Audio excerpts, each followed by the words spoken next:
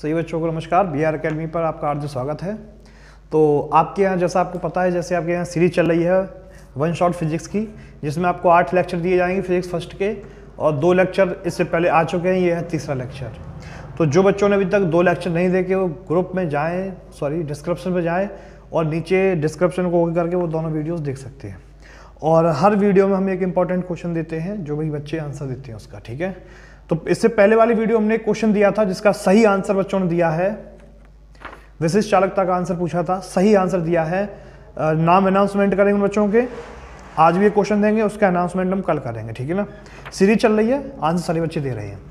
तो सनी कुमार आगरा डिस्ट्रिक्ट, बिल्कुल सही जवाब। निमिष जी सुल्तानपुर डिस्ट्रिक्ट, बिल्कुल सही जवाब। अतेंद्र संखवार मैनपुरी, बहुत सही जवाब। मोनू यादव इटावा से, बिल्कुल सही जवाब बेटा। अंकित शाक्य जिला मैनपुरी, बिल्कुल सही जवाब है आपका। और अंश चौहान जिला बुलंदशहर, बिल्कुल सही जवाब है। स्टार्टर आंसर सही जवाब बेटा। हिमांशु बाबू सही जवाब। सुमित यदुवंशी सही जवाब। अमन भदौरिया, विपिन बाबू और इंडियन नेवी बॉय, सभी के जवाब हैं बिल्कुल सही। हरिओम भारती सही जवाब। ऋतिक पांडे सही जवाब। और ककना राजपूत बिल्कुल सही जवाब। ये वो स्टूडेंट हैं जिन्होंने आंसर दिया था बिल्कुल सही। तो आज एक और क्वेश्चन हम दे रहे हैं। कमेंट सेक्शन में अपना नाम और अपने जिला का नाम लिखिए, और जिन बच्चों का आंसर सही जाएगा कल के वीडियो में उनका नाम अनाउंसमेंट होगा। सीरीज चल रही है वन शॉट फिजिक्स की, तो जल्दी से जल्दी हमारे साथ जुड़िए। 8 लेक्चर रहेंगे, 8 लेक्चर पूरी फिजिक्स होनी है कंप्लीट। तो आज का क्वेश्चन है, सारे बच्चे बहुत ध्यान से सुनेंगे क्वेश्चन। क्वेश्चन क्या है? वैद्युतशीलता। वैद्युतशीलता, वैद्युतशीलता का मात्रक क्या है? का मात्रक क्या है? इंपॉर्टेंट क्वेश्चन है, बोर्ड एग्जाम में आया, यूपी बोर्ड में 2020 में ये क्वेश्चन पूछा गया था है। देखते हैं कितने बच्चे देते हैं इसका सही आंसर। तो जल्दी से जल्दी कमेंट सेक्शन में आइए, और लिखने से पहले जय मां सरस्वती एक बार सारे बच्चे लिखेंगे, उसके बाद हम चालू करेंगे अगला वीडियो, ठीक है ना। तो जल्दी से जल्दी स्क्रीनशॉट लेकर देख लो क्या आपने क्वेश्चन पूछा है, उसके बाद आप उसका आंसर कमेंट सेक्शन में दीजिए। आंसर देने से पहले कमेंट सेक्शन में जय मां सरस्वती जरूर लिखें, उसके बाद आंसर दीजिए। चलिए अब चैप्टर स्टार्ट करते हैं। आज जो चैप्टर स्टार्ट करें, आज 2 चैप्टर एक में फिनिश करेंगे वीडियो में। वीडियो थोड़ी सी लंबी हो सकती है, इसलिए आप निरंतर वीडियो के साथ जुड़े रहिए। आज के वीडियो में बात करेंगे वैद्युत विभव और संधारित्र की धारिता, यानी 2 चैप्टर आज की वीडियो में होंगे कवर। तो जुड़िए मेरे साथ और अपने फिजिक्स को करिए बढ़िया से तैयार। तो आज हम बात करते हैं वैद्युत विभव। वैद्युत विभव दिखाई पड़ रहा है क्या सारे बच्चों? चलिए बिना समय गवाए हुए वैद्युत विभव की करते हैं बात। तो वैद्युत विभव क्या है? तो वैद्युत विभव की अगर हम बात करते हैं, वैद्युत विभव एक प्रकार की ऊर्जा है, एक प्रकार का कार्य है। कैसे है समझिए, कि जैसे कोई एक वैद्युत क्षेत्र है, कोई दूसरा आवेश यहां पर है, इस आवेश को वहां से उठा करके यहां पर लेकर आते हो। जब आप विद्युत क्षेत्र के विरुद्ध किसी आवेश को लाने में कार्य कर रहे हो, तो वो जो कार्य है प्लस वो आवेश है, इन दोनों का अनुपात ही हमारा क्या कहलाता है? विभव कहलाता है। बात समझ आई? यानी एकांक आवेश को विद्युत क्षेत्र के विरुद्ध लाने में किया गया कार्य क्या कहलाता है? वैद्युत विभव कहलाता है। अगर हम डेफिनेशन बात करें तो कोई भी आवेश, कोई भी क्या है? आपका आवेश है, उस आवेश को आप क्या कर रहे हैं? अनंत से विद्युत क्षेत्र में ला रहे हैं, विद्युत क्षेत्र की तीव्रता के विरुद्ध ला रहे हैं। तो जो कार्य किया आपने उसे आप क्या कहेंगे? कार्य बटे आवेश मतलब विभव। आवेश धन परीक्षण आवेश शुरुआत में मान सकते हैं हम, लेकिन आपका मेन काम है जो समझ लेगा। आप वन शॉट वीडियो मेरे साथ जुड़िए, पूरा वीडियो हुआ आपका क्लियर, बस निरंतर हमारे साथ जुड़े रहिए। अगर बच्चों मात्रक की बात करें, अगर मात्रक की बात करें, वन शॉट फिजिक्स कंप्लीट होगी। मात्रक की बात करें, कार्य का मात्रक क्या होता है? कार्य का मात्रक होता है जूल, अपॉन आवेश का मात्रक क्या होता है? आवेश का मात्रक होता है कूलाम। तो बताइए क्या हो गया? जूल प्रति कूलाम, इसे हम वोल्ट भी कह सकते हैं, ठीक है।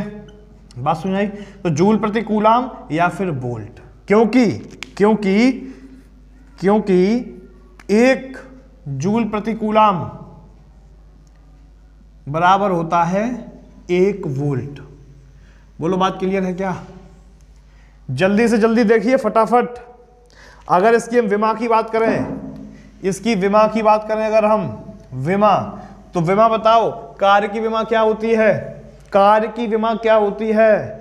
कार्य की विमा आपने क्या लिख दी? ml² t-2 अपॉन में ये क्या है? आवेश। आवेश की विमा क्या होती है? आवेश की विमा होती है AT। आपने जब ये चीज ऊपर लेकर जाओगे बच्चों तो क्या हो जाएगा? ml² t-3 और a-1। तो ये क्या निकाल लिया आपने? इसकी विमा निकाल ली। बोलो बात क्लियर है क्या? विद्युत आवेश, विद्युत विभव क्लियर हुआ या नहीं हुआ? 5 मिनट में आपका पूरा विभव क्लियर हो गया। आपके पास फॉर्मूला है, आपके पास मात्रक है, आपके पास 1 जूल प्रति कूलम का मात्रक हो गया, आपके पास विमा भी आ गई है। जल्दी से जल्दी इसका स्क्रीनशॉट लीजिए फटाफट, फटाफट इसका स्क्रीनशॉट लीजिए। चलिए आगे चलते हैं।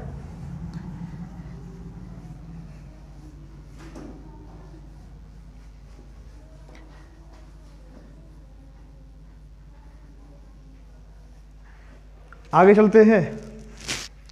अगला प्रश्न है, एक इलेक्ट्रॉन वोल्ट, हिंदी में लिख दें, एक इलेक्ट्रॉन वोल्ट। एक इलेक्ट्रॉन वोल्ट क्या है? एक इलेक्ट्रॉन वोल्ट का मान क्या है? तो एक इलेक्ट्रॉन वोल्ट एक प्रकार की ऊर्जा है। इलेक्ट्रॉन वोल्ट क्या है? एक प्रकार की ऊर्जा है जिसका मान 1 eV बराबर होता है। क्या है ये EV? E का मान कितना होता है? 1.6 गुणा 10⁻⁻19। आगे क्या हो जाएगा? वोल्ट, यहाँ मात्रा क्या हो गया? ऊर्जा है तो जूल। तो बताओ 1.6 गुणा 10⁻19 जूल। एक इलेक्ट्रॉन वोल्ट का मान कितना आ गया? 1 eV बराबर 1.6 गुणा 10⁻19 जूल। ये क्वेश्चन बोर्ड एग्जाम के लिए वेरी इंपॉर्टेंट है बच्चों, वेरी इंपॉर्टेंट क्वेश्चन है बोर्ड एग्जाम के लिए। जल्दी से जल्दी देखिए, जल्दी से जल्दी देखिए फटाफट, स्क्रीनशॉट स्क्रीनशॉट। अगला एक इंपॉर्टेंट खास बात और है, जैसे कभी कह देता है क्वेश्चन, नीचे दिखता है, दिखाई पड़ रहा है, 1 किलो इलेक्ट्रॉन वोल्ट का मान कितना होगा? 1 किलो। तो आपको पता 1.6 गुणा 10⁻19 गुणा में 10 की घात कितना जोड़ देंगे? 3, क्योंकि किलो का मान कितना होता है? किलो का मान होता है 10⁻3। तो आंसर क्या आ जाएगा? 1.6 गुणा 10⁻16 जूल। बोलो बात क्लियर? तो 1 किलो इलेक्ट्रॉन वोल्ट का मान कितना हो गया? 1.6 गुणा 10⁻16 जूल। बोलो बात क्लियर है क्या? समझ में आ रहा? चलिए ओके, स्क्रीनशॉट लीजिए फटाफट, फटाफट स्क्रीनशॉट लीजिए।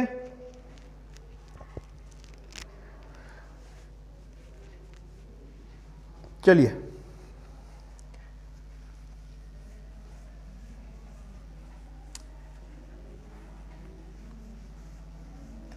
आइए बच्चों, अब वैद्युत विभव में हम बात करते हैं किसी बिंदु पर उत्पन्न वैद्युत विभव। किसके? आवेश के कारण। आवेश के कारण किसी बिंदु पर विभव कैसे ज्ञात करेंगे? जैसे कि कोई एक आवेश रखा है +Q, इसके आसपास एक विद्युत क्षेत्र उत्पन्न हो गया। बात समझ में आई? कोई एक आवेश रखा Q, उसके आसपास एक विद्युत क्षेत्र उत्पन्न हो गया। हमने आपसे कहा इस आवेश से इस जगह पर कोई बिंदु P है, यहां पर विभव कितना होगा? अब ये दूरी है तो कुछ ना कुछ दूरी होगी यहां से यहां तक की। तो पूछा कि विभव कितना होगा? कैसे? किसी बिंदु पर दूरी ज्ञात करनी है, किसी r दूरी पर स्थित बिंदु P पर विभव ज्ञात करना है। तो इसका जो विभव होता है, इसका फॉर्मूला होता है 1/4πε0 Q/r। फॉर्मूला नोट कर लो, Q/r। यानी कि जितना ये आवेश होगा और जितनी ये दूरी होगी, इन दोनों का अनुपात एक नियतांक के बराबर है। अगर नियम क्या कहता है? जो विभव है वो आवेश के समानुपाती होता है। किसके? आवेश के समानुपाती होता है। इसका मतलब अगर आवेश बढ़ेगा तो इस बिंदु पर विभव भी बढ़ जाएगा। और जो दूरी होती है इन दोनों के बीच की दूरी, इस दूरी के व्युत्क्रमानुपाती होता है। अगर ये दूरी को बढ़ाएंगे तो विभव कम हो जाएगा, दूरी कम करेंगे तो विभव बढ़ जाएगा। अर्थात अगर दोनों समीकरण मिलाया जाए तो क्या होगा, Q अपॉन में R। बात क्लियर। प्रपोर्शनल चिन्ह हटाएंगे तो एक कांस्टेंट जोड़ना पड़ेगा हमें, तो 1/4 pi epsilon not Q upon में R। इस प्रकार ये बन गया इसका फॉर्मूला। नोट करो फटाफट, स्क्रीनशॉट, 10 मिनट स्क्रीनशॉट मारिए फटाफट, जल्दी से जल्दी बेटा, जल्दी से जल्दी, जल्दी से जल्दी। चलिए आगे चलें।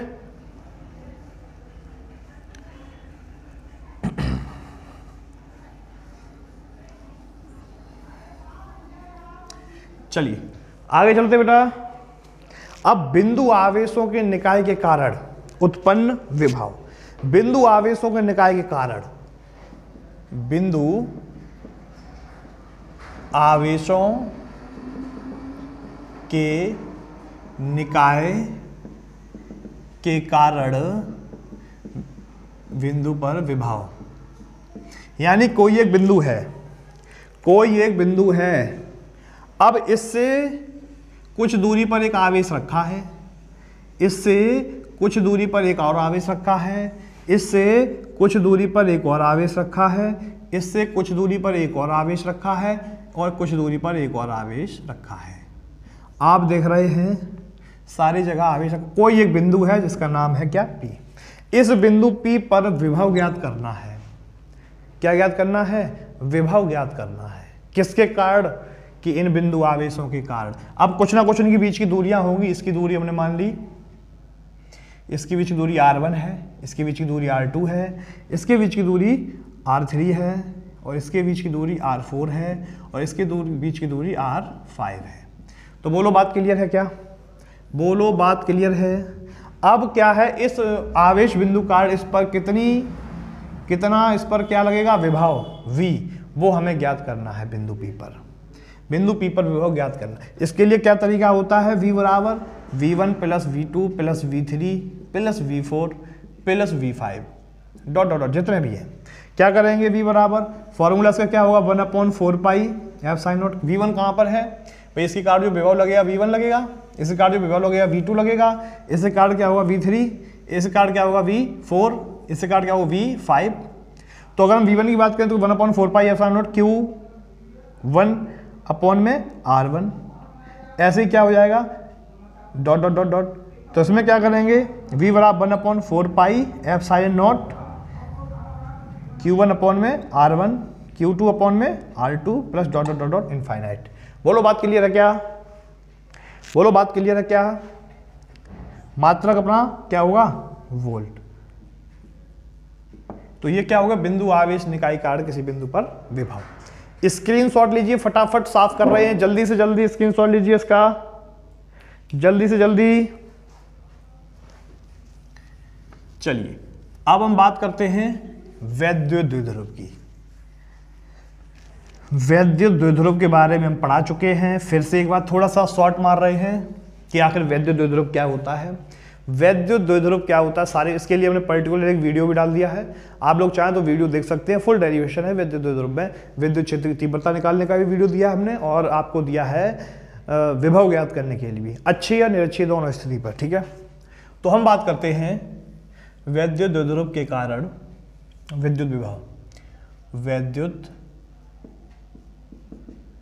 द्विध्रुव के कारण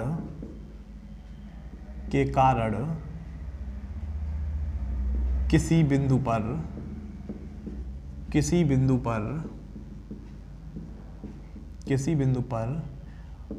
विभव, किसी बिंदु पर विभव। चलिए 2 मिनट के लिए देखेंगे सामने क्या है कि वैद्युत विभव क्या है। वैद्युत विभव बेसिकली हम किसे कहते हैं कि प्लस का Q आवेश और माइनस का Q आवेश, यानी दो ऐसे आवेश जो परिमाण में समान हैं। दो ऐसे आवेश जो परिमाण में कैसे हैं, समान हैं, परंतु प्रकृति दोनों की विपरीत है। ऐसे अगर कोई भी दो आवेशों का युग्म होता है तो उसे जोड़े को हम कहते हैं वैद्युत द्विध्रुव। अब वैद्युत द्विध्रुव आगुण क्या, कि ये किसी ना किसी आपस में कुछ ना कुछ दूरी होगी। L दूरी ये होती है या r मान लो, और l दूरी ये होती है। टोटल डिस्टेंस की बात करें तो टोटल डिस्टेंस होती है 2l। अब इससे किसी दूरी पर दो स्थितियां यहां से जो बेसिकली सबसे ज्यादा इंपॉर्टेंट होती है, एक होती है अक्षीय स्थिति, एक होती है निरक्षीय स्थिति। अक्षीय का मतलब होता है कि ये जो अक्ष है, इसी अक्ष पर आगे जाकर कोई एक बिंदु P है। आप इसे कैसे व्यक्त करेंगे? आप कहेंगे कि वैद्युत द्विध्रुव की अक्षीय स्थिति पर कोई एक बिंदु स्थित है। लिख दीजिए अक्षीय स्थिति। क्लियर? अगर हम आपसे कहें निरक्षीय स्थिति, तो निरक्षीय का मतलब इसके लंबवत कोई एक बिंदु P स्थित है। ये कौन सी स्थिति हो गई? निरक्षीय स्थिति। निरक्षीय स्थिति। बोलो बात क्लियर है क्या? तो आपसे क्या कहा जाएगा? अक्षीय स्थिति और निरक्षीय स्थिति।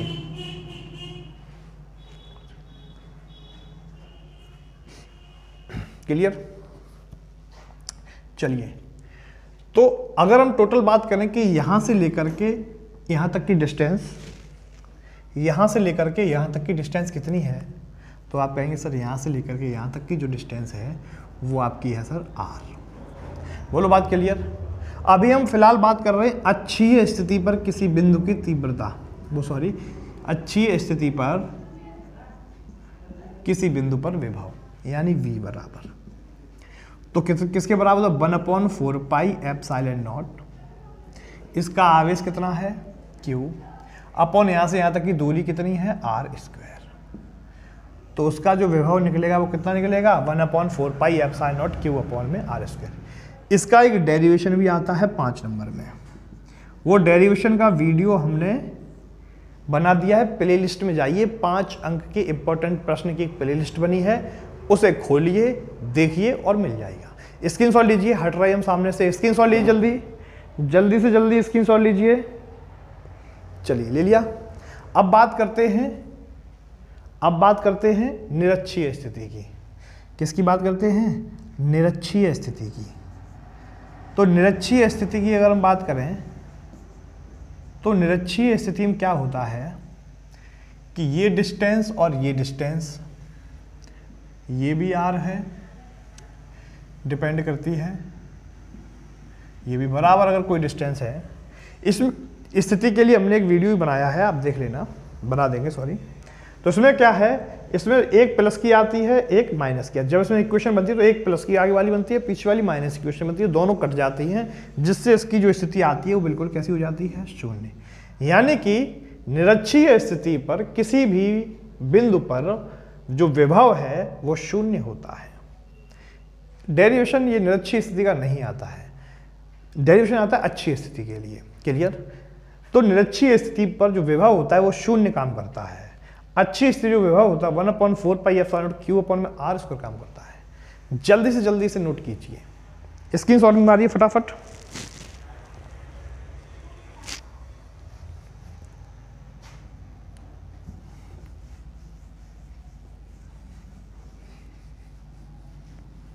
चलिए,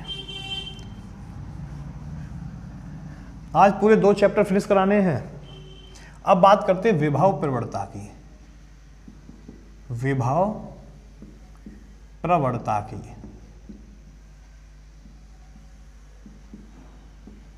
अब बात करते हैं विभव प्रवणता की। बिल्कुल सिंपल तरीके से समझिए विभव प्रवणता। विभव में परिवर्तन की दर और दूरी में परिवर्तन की दर। जब भी दूरी में परिवर्तन होता है, दूरी में परिवर्तन होगा तो विभव परिवर्तन का मान कम हो जाता है। यानी दूरी का परिवर्तन अगर बढ़ता है तो विभव परिवर्तन का मान कम हो जाता है, और यदि विभव का मान बढ़ता है तो विभव प्रवणता भी बढ़ती है। बात क्लियर? देखिए सामने, अगर हम बात करें विभव प्रवणता तो बिल्कुल सिंपल सी इसकी डेफिनेशन है, विभव प्रवणता बराबर क्या है? दूरी में परिवर्तन, दूरी में परिवर्तन, एकांक दूरी परिवर्तन के कारण जितनी विभव में वृद्धि होती है, विभव में परिवर्तन होता है उसके अनुपात को विभव परिवर्तता कहते हैं। उसके अनुपात को विभव परिवर्तता कहते हैं। अगर इसके मात्रक की बात करें, विभव परिवर्तता के मात्रक की बात करें, तो विभव का मात्रक क्या होता है? विभव का मात्रक क्या होता है? विभव का मात्रक होता है वोल्ट। क्या होता है? वोल्ट। प्रति दूरी का मात्रक क्या होता है? मीटर होता है। तो क्या हो गया? वोल्ट प्रति मीटर। बोलो बात क्लियर है क्या? वोल्ट प्रति मीटर। ठीक है, वोल्ट प्रति मीटर अगर आप देखेंगे तो इसका एक और मात्रक निकल के आएगा विभव परिवर्तता का, वो होता है न्यूटन प्रति कूलाम। बोलो बात क्लियर है क्या? न्यूटन प्रति कूलाम। बताइए जरा बच्चों, स्क्रीनशॉट लीजिए फटाफट, फटाफट स्क्रीनशॉट लीजिए इसका, फटाफट स्क्रीनशॉट ले लिया। न्यूटन प्रति कूलाम की अगर हम बात करें तो ये मात्रक न्यूटन प्रति कूलाम किसका होता है? विद्युत क्षेत्र की तीव्रता का। विद्युत क्षेत्र की तीव्रता का, यानी कि ये जो विभव परिवर्तता है ये और कुछ नहीं है, ये विद्युत क्षेत्र की तीव्रता ही प्रदर्शित करती है। बोलो बात क्लियर है क्या? दूसरे शब्दों में से हम विद्युत क्षेत्र की तीव्रता भी कह सकते हैं। इसका मात्रक क्या होता है? न्यूटन प्रति कूलाम। तो विभव विद्युत क्षेत्र की तीव्रता को हम प्रदर्शित करने के लिए क्या लिख सकते हैं? फॉर्मूला, विभव में परिवर्तन बटे में दूरी में परिवर्तन। चूंकि इसमें कमी होती है इसलिए इस चीज को जो है माइनस से प्रदर्शित करते हैं। दोनों के मात्रक सेम है। अगर हम बेटा बात करें इसकी विमा की, समझिए इसकी हम विमा की बात करते हैं, विमा की दिखाई पड़ रहा क्या? इसकी अगर हम विमा की बात करते हैं, ठीक है, तो बताओ विभव की विमा अभी आपने निकाली थी, क्या थी? ml² t-3a-1 अपॉन इसकी विमा ये थी। अगर दूरी की बात करें तो दूरी क्या है? l से ये l कट जाएगा तो क्या बचेगा? ml t-3a-1। तो बोलो विमा क्या निकल के आ गई इसकी? बात समझ आई? विभव परिवर्तता किसे कहते हैं? डेफिनेशन आपको पीडीएफ में मिल जाएगी। फॉर्मूला ये रहा है, इसका मात्रक ये है। ये वो चीज़ें हैं वन शॉट फिजिक्स में जो इंपॉर्टेंट क्वेश्चन आने की संभावना है। थोड़ा सा क्विक रिवीजन हो जाए आप लोगों का। बोलो बात क्लियर है क्या? चलिए स्क्रीनशॉट लीजिए फटाफट, स्क्रीनशॉट स्क्रीनशॉट स्क्रीनशॉट।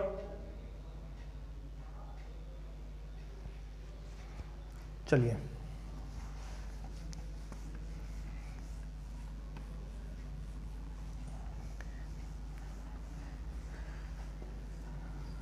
चलिए चलिए चलिए, अब हम चलते हैं आगे, बात करते हैं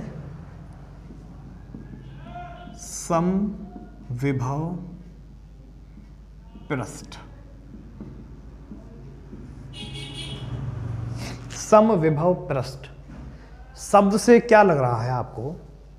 कि एक ऐसा पृष्ठ जिसके प्रत्येक बिंदु पर विभव का मान समान हो उसे समविभव पृष्ठ कहते हैं। यानी कि ऐसा पृष्ठ जिस पर प्रत्येक बिंदु पर, जिसके प्रत्येक बिंदु पर विभव समान हो, क्या कहलाता है? समविभव पृष्ठ कहलाता है। स्क्रीनशॉट लीजिए फटाफट, जल्दी से जल्दी, जल्दी से जल्दी।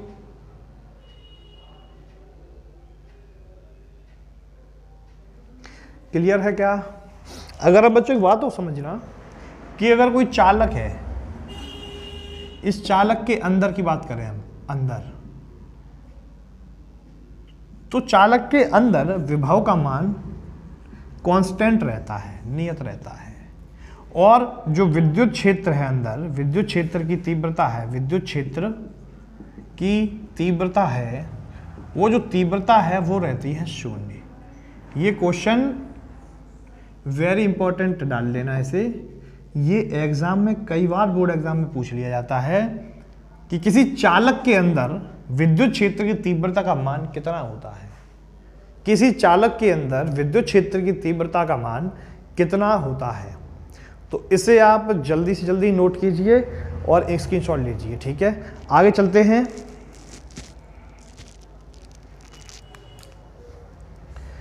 वैद्युत स्थितिज ऊर्जा करते हैं शुरुआत।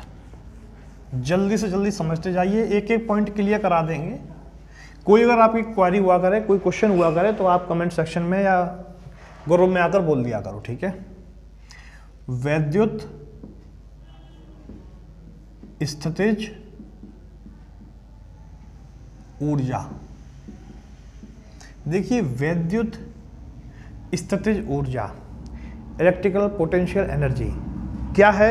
ये कौन सी ऊर्जा है? ये वो ऊर्जा है जो कि आवेशों के द्वारा उत्पन्न होती है। अगर कोई दो आवेश हैं, एक Q1 है, दूसरा आवेश Q2 है, अब इन दोनों आवेशों के कारण कितनी वैद्युत ऊर्जा, वैद्युत स्थितिज ऊर्जा उत्पन्न होती है, इसे U से प्रदर्शित करते हैं। किससे प्रदर्शित करते हैं? U से प्रदर्शित करते हैं। ये जो ऊर्जा होती है ये समानुपाती होती है आवेशों के गुणनफल के। किसके? आवेशों के गुणनफल के। दिखाई पड़ रहा है क्या? इंक लगता है फिनिश हो गई है, डालनी पड़ेगी दूसरी इंक। चलो भी डालते हैं। तथा U जो है वो इनके बीच की जो दूरी है R, उसके व्युत्क्रमानुपाती होती है। अगर हम दोनों समीकरणों मिला दें U प्रोपोर्शनल, तो क्या बन जाए? Q1 Q2 अपॉन में R। अगर हम U का मान बताएं तो एक इक्वल टू हटाएंगे तो एक कांस्टेंट जोड़ना पड़ेगा, Q1 Q2 अपॉन में क्या हो जाएगा? R। तो ये क्या निकल गया? वैद्युत स्थितिज ऊर्जा। चूंकि ये ऊर्जा है तो इसका मात्रक भी क्या रहेगा? मात्रक क्या रहेगा इसका? जूल रहेगा। अगर जूल है तो इसकी बीमारी क्या हो जाएगी? ml²T-2। बोलो बात क्लियर? जल्दी से जल्दी लीजिए इसका स्क्रीनशॉट, तब तक हम थोड़ा सा इंक कर लें रिफिल। उसके बाद बताते हैं चालक, उसके बाद बताते हैं चालक, उसके बाद बताते हैं चालक। कहाँ गई भाई? अरे भाई इंक कहाँ है, कहाँ है, कहाँ है? मिल गई। चलिए उसके बाद करते हैं चालक। तो चालक के बारे में कोई बच्चा जानता है तो जल्दी से जल्दी एक बार कमेंट सेक्शन में बताए हमें कि चालक क्या है, चालक किसे कहते हैं? खोल ही नहीं रहा, क्या है ये?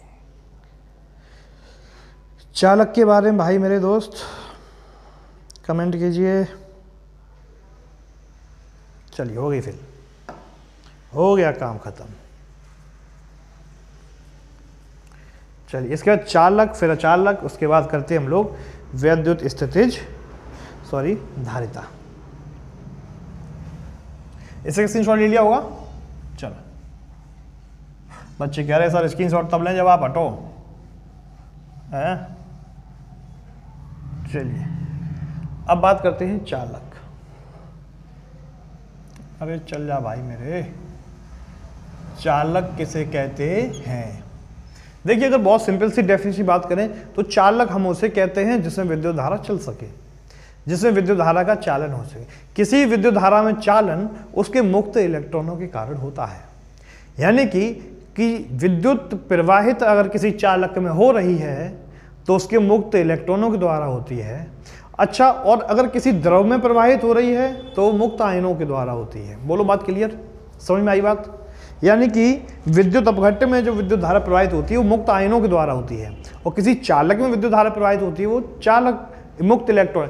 मुक्त इलेक्ट्रॉन क्या होते हैं? किसी चालक की बाहरी सतह पर वो मुक्त होते हैं तो बाहरी सतह पर आ जाते हैं, और बाहरी सतह पर क्या हो जाता है? करंट स्टार्ट हो जाता है। यानी अगर आपकी बात करें चालक किसे कहते तो आप कहेंगे चालक वे पदार्थ जिनमें विद्युत धारा सुगमता से प्रवाहित हो जाती है, या वे पदार्थ जिसमें मुक्त इलेक्ट्रॉन संख्या बहुत अधिक पाई जाती है, उसे हम कहते हैं चालक। तो क्या लिखेंगे आप? लिखेंगे वे पदार्थ जिनमें मुक्त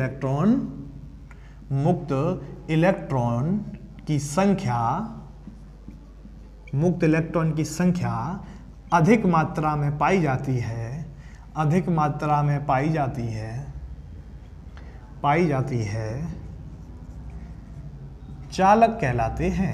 चालक कहलाते हैं।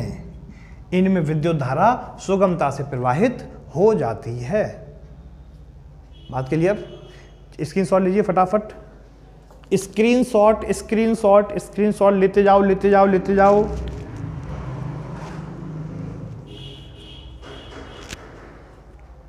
चलिए, ऐसे अचालक की कोई पूछता है तो अचालक में भी आप लिख देना कि जिनमें मुक्त इलेक्ट्रॉन नहीं पाए जाते हैं अचालक कहलाते हैं, जैसे रबड़। चलिए अब बात करते हैं हम लोग धारिता। किसकी बात करते हैं? धारिता। धारिता समझने के लिए जरा सा थोड़ा सा ध्यान देना पड़ेगा। धारिता एक कॉन्स्टेंटल वैल्यू है, समझिए। जैसे आपसे कहा जाए कोई एक चालक पदार्थ है, इसे आपने कुछ ना कुछ आवेश दिया। इंपॉर्टेंट चीज है, समझिए। आपने क्या दिया? आवेश दिया। जैसे ही आप इसे आवेश देंगे इसकी बाहरी सतह पर आवेश हो जाता है। आवेश के साथ साथ इस पर विभव उत्पन्न हो जाता है। आवेश के साथ साथ क्या उत्पन्न हो जाता है? विभव उत्पन्न हो जाता है।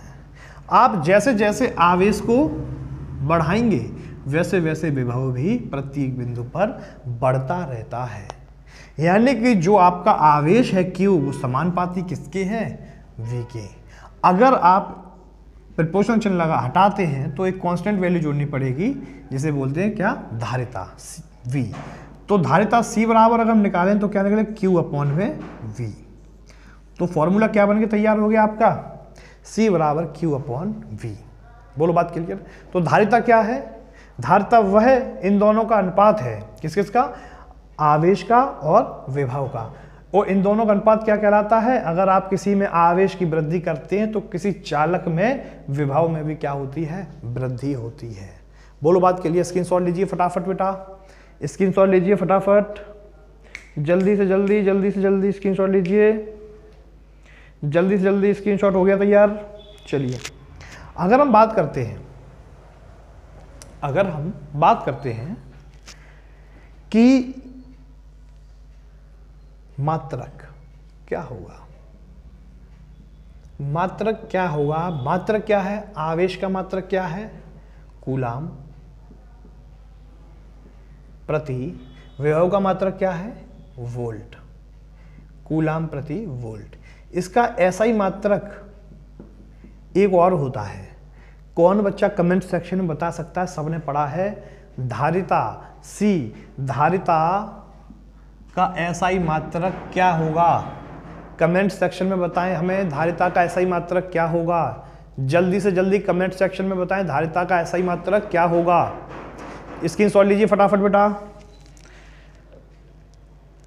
जल्दी जल्दी स्क्रीनशॉट लीजिए जल्दी। आवाज क्लियर है क्या? ठीक है।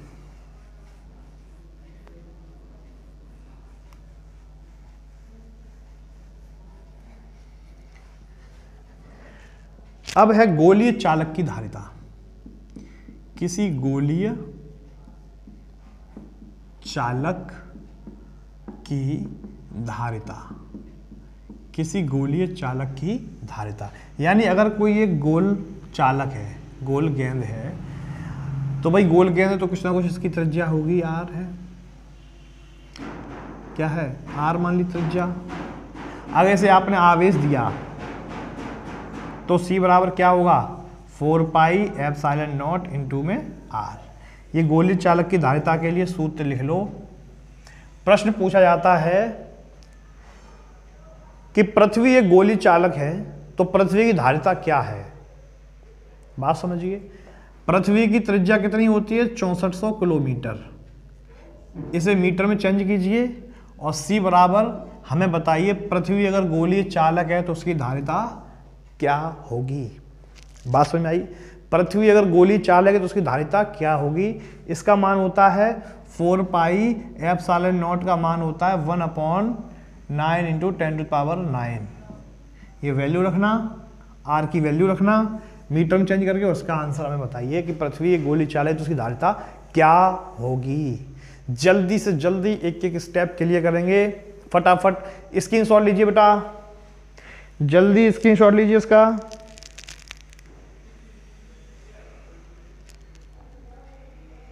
चलिए स्क्रीनशॉट हो गया। चलिए अब बात करते हैं संधारित्रों के संयोजन की। किसकी बात करते हैं? संधारित्रों के संयोजन की। चलिए संधारित्र का संयोजन। संधारित्र का संयोजन। तो संधारित्र का संयोजन बेसिकली होता है दो तरीके का। एक होता है समांतर क्रम संयोजन, और एक कौन सा होता है, श्रेणी क्रम संयोजन। बोलो बात क्लियर है क्या? समांतर क्रम क्या होता है? जैसे कि ये संधारित्र, ये संधारित्र, ये संधारित्र। चलिए, ये C1 है, ये C2 है, ये C3 है। अगर हम बात करते हैं समांतर क्रम संयोजन की, तो समांतर क्रम संयोजन बने क्या करेंगे आप, C बराबर C1 plus C2 plus C3 plus dot dot dot अगर और है तो। क्लियर? अगर हम श्रेणी क्रम संयोजन की बात करें तो उसका तरीका क्या होता है, जैसे कोई ये है एक संधारित्र, दूसरा है और तीसरा है, ये A है, ये B है। अगर हम बात करें कि श्रेणी क्रम में जुड़े हैं तो 1/C बराबर क्या करेंगे, 1/C1 plus 1/C2 plus 1/C3 plus dot dot dot. इस पर अभी हम आपको एक न्यूमेरिकल भी करा देंगे। जैसे कि अगर इस पर आपको क्रम से दिए गए हैं 4, 5 और 2, तो आप इसे कैसे जोड़ेंगे, C1 कितना है 4 प्लस C2 कितना है 5 प्लस C3 कितना है 2, तो जोड़कर बताइए 4 5 9 और 2 11। क्लियर? फैरड आपका धारिता लगा देना, मात्रा लगा देना। ठीक है, चलिए इसकी बात करें। अगर इसी आपको क्रम से दिए गए 2, 4 और 6 और आपसे कहा जाए कि A तथा B के मध्य 3 संधारित्र हैं जो कि श्रेणी क्रम में जुड़े हुए हैं, इसे आप तुल्य धारिता क्या होगी, तो आप क्या करेंगे, 1/C बराबर, दिखाई पड़ रहा क्या? चलिए, तो 1/2 plus 1/4 plus 1/6 equal to LCM क्या आएगा इसका एलसीएम क्या आएगा, इसका एलसीएम 12 आ जाएगा। 2 से डिवाइड करेंगे 6 आएगा, 4 से डिवाइड करेंगे 3 आएगा, 6 से डिवाइड करेंगे 2 आएगा। तो 6 2 8 और 3 11/12। तो 1/C बराबर आ गया 11/12। तो मान C का चाहिए तो क्या आ गया, 12/11। तो बोलो बात क्लियर है क्या, समझ में आया? संधारित्रों का संयोजन क्लियर है क्या? एक बार जल्दी से जल्दी स्क्रीनशॉट ले लो, फिर उसके बाद हम कराते हैं अगली बात, अगला चैप्टर। क्लियर? स्क्रीनशॉट ले लिया? चलिए, तो बच्चों एक छोटा सा क्वेश्चन और अभी पूछना है हमें। तो आज की जो क्लास आपको समझाई गई है, बहुत अच्छे समझना, आज की जो क्लास है ये थोड़ी शॉर्ट टर्म क्लास है, इसके 8 वीडियो डालेंगे जल्दी से जल्दी आपका क्लियर हो सके। उसके बाद हम कोशिश ये करेंगे कि एक MCQ की सीरीज लेकर आए आप लोगों के लिए, और आप लोग जिस तरीके से वीडियो देख रहे हैं बहुत अच्छा, बहुत बहुत धन्यवाद। और जल्दी से जल्दी चैनल को सब्सक्राइब करें, लोगों को बताएं और अपने दोस्तों को शेयर करें। निरंतर हम आपकी सेवा में लगे रहेंगे, ऐसे ही बढ़िया मज़ेदार वीडियोस आपको मिलते रहेंगे, बस आप हमारे साथ निरंतर जुड़े रहिए। और एक छोटा सा क्वेश्चन और अभी हमें देना है, जरा हम क्वेश्चन लिख दें आपको। कितने बच्चे चाहते हैं, कहाँ गया, इसे साफ कर दें क्या? चलिए,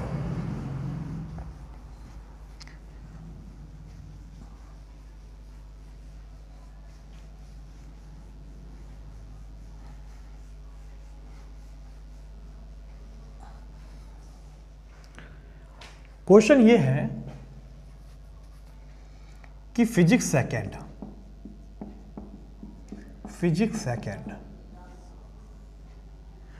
सेकंड का उत्तल दर्पण और अवतल दर्पण, एक दर्पण में और एक लेंस में 2 डेरिवेशन है।